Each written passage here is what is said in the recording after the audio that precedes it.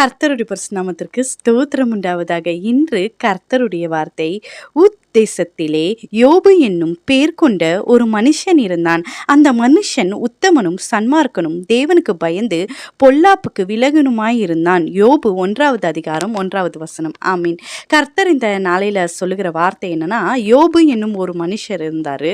யோபு சாப்டரை நம்ம பார்க்கும்போது கர்த்தரை இங்க சொல்லிடுறாரு, அவர் உத்தமன், சன்மார்க்கன், பொல்லாப்புக்கு பயந்து தேவனுக்கு பயந்து பொல்லாப்புக்கு விலகினவனுமாய் இருக்கிறான் என்று ஃபர்ஸ்ட் அதிகாரத்தில் ஃபர்ஸ்ட் வசனத்திலேயே சொல்லிடுறாங்க.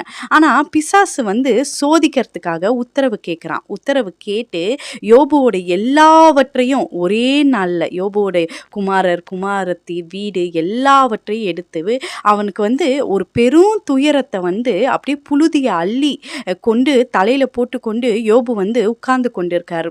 அவர் எவ்வளோ ஒரு நல்ல மனுஷன் என்று தேவன் சாட்சி கொடுத்த பின்பு யோபுக்கு இந்த நிலைமை நடக்குது.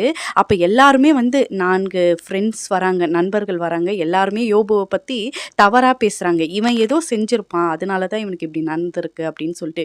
யோபுவும் தேவன்கிட்ட அநேக கேள்விகளை கேட்குறாரு. தேவனும் அதுக்கு பதில் சொல்கிறாரு. அந்த பதிலெல்லாம் கேட்கும் போது நமக்கு ரொம்ப ஆச்சரியமாக இருக்கும். சர்வத்தையும் படைத்த தேவன் யோபு கிட்ட அவன் கேட்குற எல்லாவற்றுக்கும் பதில் சொல்வதை பார்க்கும்போது நமக்கு ரொம்ப ஆச்சரிய இருக்கும். ஆனால் கடைசி சாப்டரில் என்ன நடக்கும்னா, யோபுவின் முன்னிலைமை பார்க்கிலும் கர்த்தர் பின்னிலைமையை ஆசீர்வதித்தார். இவ்வளோ பிரச்சனை யோபுக்கு வந்தது, அதை ஃபேஸ் பண்ணார். எல்லாவற்றையும் ஒரே நாளில் இழந்து போனார். எல்லாரும் பேசினாங்க, பேச்சு காலானார். ஆனால் கர்த்தர்கிட்ட அவரும் கேள்வி கேட்டார், பதிலையும் வாங்கி கொண்டார்.